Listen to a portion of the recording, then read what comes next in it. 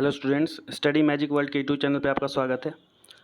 आप लोगों ने रिन्यूएबल सोर्स ऑफ एनर्जी का जो वीडियो देखा उस पे आप लोगों का रिस्पांस बहुत अच्छा था और कहीं ना कहीं मुझे ये फील होता है कि आपको भी ये समझ में आया होगा कि जो प्रयास है वो कहीं ना कहीं सफल रहा। जितने भी क्वेश्चंस आए बोर्ड एग्ज़ाम में वो सारे के सारे क्वेश्चन फंसे हुए हैं। जितने भी स्टूडेंट्स ने मेरा वीडियो देखा वो जानते हैं। अब मैं ये प्रयास कर रहा हूँ कुछ ऐसे इंपॉर्टेंट क्वेश्चंस को डिस्कस कर दूँ। डिस्कस का मतलब केवल क्वेश्चंस को बता दूं जिनको आप पढ़ के जाएं तो कल का जो पेपर मशीन सेकंड है वो आपका अच्छा जाए। तो लेट ना करते हुए मैं स्टार्ट करता हूं। इन क्वेश्चंस को ज़रूर से पढ़ लीजिएगा। आप सीरीज़ से पढ़िए या बुक से पढ़िए या नेट से पढ़िए, लेकिन इन सारे क्वेश्चंस को ज़रूर पढ़िएगा और तैयार करके कल जाइएगा। उम्मीद करूँगा कि आपका पेपर बहुत ही अच्छा जाएगा। चलिए, तो यूनिट नंबर फर्स्ट हमारे पास इंडक्शन मोटर है, 3 फेज इंडक्शन मोटर। इसमें जो इंपॉर्टेंट क्वेश्चन पहला आपसे पूछा जा सकता है, name the different starting methods of 3 phase induction motor, discuss rotor resistance method of speed control of 3 phase induction motor.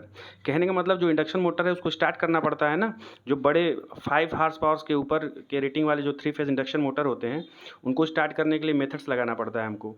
जैसे स्टार डेल्टा मेथड होता है और उसके बाद बहुत सारे मेथड्स होते हैं, रेजिस्टेंस वाले मेथड होते हैं। तो वो मेथड्स क्यों यूज करते हैं और कौन कौन से हैं इसको आप पढ़ लीजिएगा, ठीक है। और 3 फेज इंडक्शन मोटर हमारा क्या होता है, सेल्फ स्टार्टिंग मोटर होता है। सेकेंड नंबर पे क्वेश्चन हमारे पास है, draw the torque slip characteristics of 3 phase induction motor and deduce the condition for maximum torque.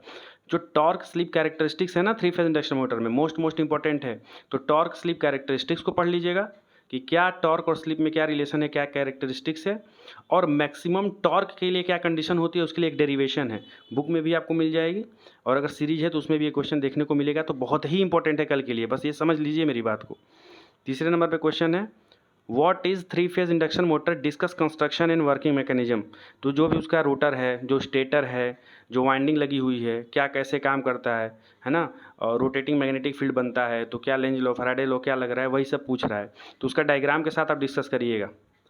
चौथे नंबर पे है different type of induction motor. तो इंडक्शन मोटर कितने प्रकार के होते हैं इसको आपको डिस्कस करना है।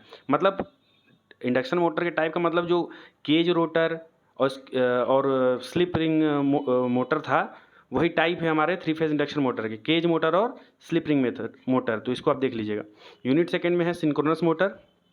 तो सिंक्रोनस मोटर में पहला most important question, explain the working principle of 3 phase synchronous motor. तो 3 फेज सिंक्रोनस मोटर क्या होता है, सेल्फ स्टार्टिंग नहीं होता है, किस वर्किंग मैग्नेटिक लॉकिंग के प्रिंसिपल पे काम करता है। तो इसको डिटेल में बुक से आप देख लीजिएगा, इंपॉर्टेंट क्वेश्चन है। सेकेंड नंबर पे है डिफाइन वी कर्व। तो वी कर्व क्या होता है, किसके किसके बीच में ड्रॉ किया जाता है, और explain the characteristics of V curve of synchronous motor on full load and no load. और फुल लोड और नो लोड पे जो कैरेक्टरिस्टिक्स है वी कर्व का, क्या क्या परिवर्तन उसमें होता है उसको पढ़ लीजिएगा।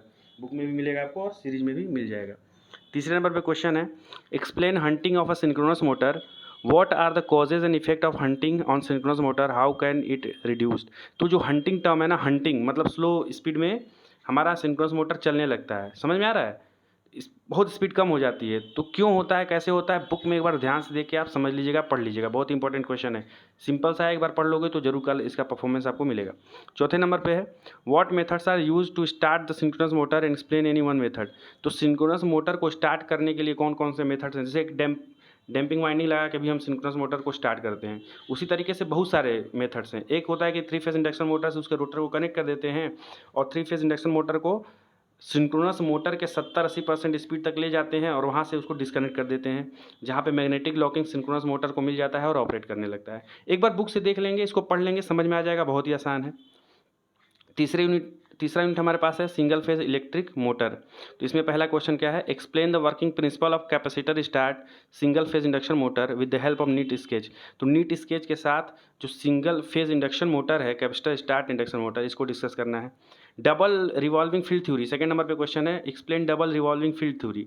ये बहुत इंपॉर्टेंट क्वेश्चन है, देख लीजिएगा। अब बहुत आसान है, कुछ डायग्राम है इसमें वो देख लीजिएगा, और कैसे क्या होता है double field revolving theory, pulsating magnetic field का क्या कंसेप्ट है इसको देख लीजिएगा।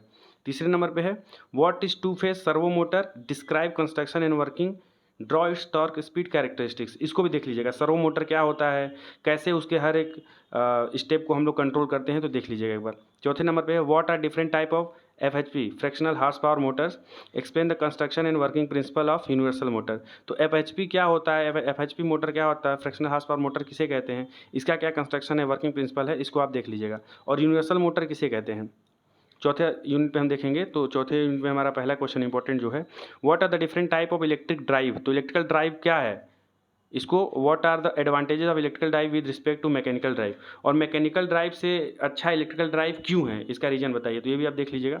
What are type of enclosures, enclosure का मतलब जो भी हम मशीन बनाते हैं तो उसके ऊपर से एक सेफ्टी के लिए कवरिंग लगा देते हैं। तो जो कवरिंग लगाते हैं तो उसकी क्या प्रॉपर्टी होनी चाहिए, क्या गुण होना चाहिए, कितने टाइप का होता है वो, उसको एक्सप्लेन करना है।